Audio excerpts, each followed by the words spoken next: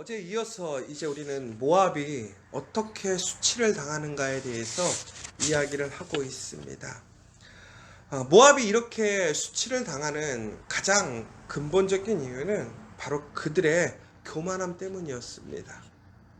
모압은 여러 주변의 나라들이 바벨론의 그 강력한 손길에 멸망당하는 그 상황을 보면서 조롱하고 비웃었습니다. 왜 그러냐면 자기들은 그렇지 않을 거라고 생각했던 것이지요.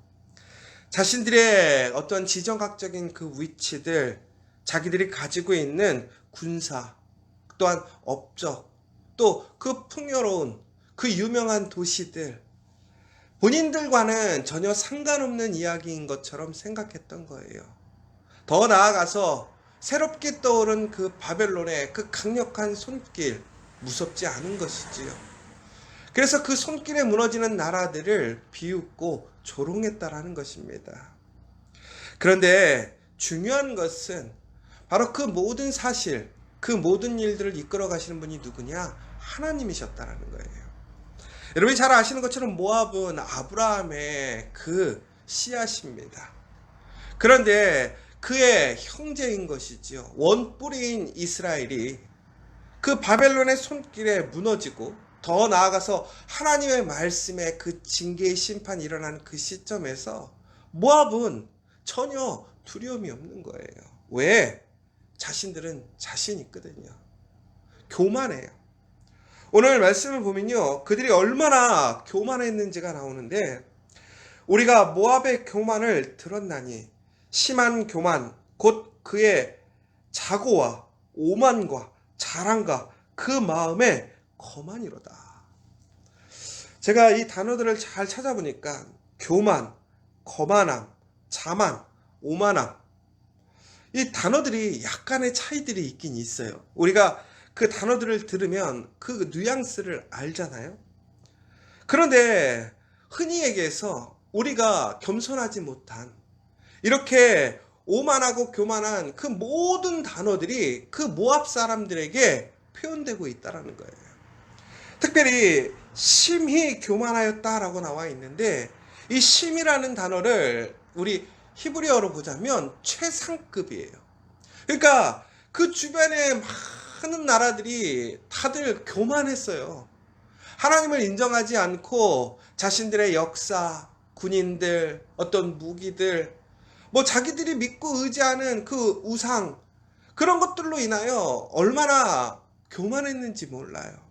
그런데 이 모압은요, 그 중에서도 가장 교만하고 오만하고 하나님 보시기에 정말 겸손치 못했던 그러한 나라라는 것이지요. 그러나 존국에는 유다의 시드기야 왕처럼 이 모압 또한 하나님의 말씀, 하나님의 그 계획을 부정하고 스스로 이겨낼 수 있을 거라고 생각했어요. 그러나 존국에는 어떻게 됐습니까? 그들은 아무것도 두려워하지 않고 겁내지 않았지만 존국에는 모든 것이 다 무너져 버렸어요. 황폐케 되어 버렸어요. 그들이 가진 모든 일상의 풍요로움과 일상의 삶이 사라져 버렸어요. 그들이 평상시에 누리고 즐겼던, 또한 그들이 당연하다고 생각했던 그러한 모든 것들이 사라져 버렸어요. 허탕하게 모든 것들이 헛되게 사라져 버렸다는 것이지요. 사랑하는 여러분, 우리가 하나님 앞에서 정말 수치를 당하는 일들이 없어야 할 것 같습니다. 하나님 앞에 수치를 당하면 아무것도 남지 않아요. 우리의 일상, 우리가 당연하다고 생각했던 그 모든 것마저도 당연한 것이 아니었어요. 왜? 하나님께서 우리에게 그 어떤 것도 허락하시지 않는다면 우리는 그것 또한 누릴 수 없는 사람이에요. 그런데 우리는 어떻습니까? 우리가 가진 것, 우리가 누리는 것, 우리가 세운 것들에 대한 그 자부심으로 우리는 얼마나 교만합니까? 얼마나 거만하고 오만하고 하나님 앞에 자만하는지 몰라요. 그런데 이 모압의 모습을 보면서 한번 생각해 보는 거예요. 모압이 특별한가? 여러분, 그런데 신기한 것은요, 이 모압 같은 것이 바로 우리의 모습 아닙니까? 우리는 하나님 앞에서 이렇게 항상 교만하고 하나님 앞에 거만하고 오만한 모습으로 살아가지 않나요? 그런데 우리는 항상 하나님의 이름으로 살아간다고 생각해요. 그러나 시드기야를 보십시오. 시드기야는 하나님의 이름으로 하나님의 거룩한 성을 지키겠다고 했어요. 그런데 하나님 말씀에 순종하지 않아요. 하나님의 방법을 따라가지 않아요. 그들이 지은 성, 그 성벽을 믿고 그들이 이겨낼 수 있을 거라고 생각해요. 그러나 하나님께서 손을 쓰시자 어떻게 됐어요? 그 천공, 너무나 강력한 그 성마저도 죄가 돼버리잖아요. 그런데 우리는 너무나 쉽게 우리가 가진 것, 우리가 누리는 것, 이룬 것에 대해 너무나 큰 믿음이 있어요. 그것으로 인하여 우리는 겸손하지 못할 때가 있어요. 제가 이제 목회를 해보면서 참 여러 사람들을 만나잖아요. 그런데 참 사람에게 가장 중요한 덕목이 뭘까? 겸손함인 것 같아요. 저도 그러는데 보면요, 사람은요 너무나 순식간에 교만해질 수 있어요. 나도 모르는데 내가 가진 것에 취해버려요. 오늘 말씀을 보면요, 모압으로 취하게 할지어다 라고 나와 있어요. 그가 여호와에 대하여 교만함이라 그가 그 토한 것에 뒹굴므로 조롱거리가 되리로다. 여러분, 우리가 우리의 삶 속에서 겸손할 수 있다는 것은 단순히 우리의 인격적인 어떤 성숙함이나 태도가 아니라 겸손함을 가지는 것은 하나님 앞에 은혜를 입은 거예요. 왜 그러느냐? 우리가 보면 교만한 사람이 있어, 거만한 사람이 있어, 인간이 덜 된 사람들이 있는 것 같아.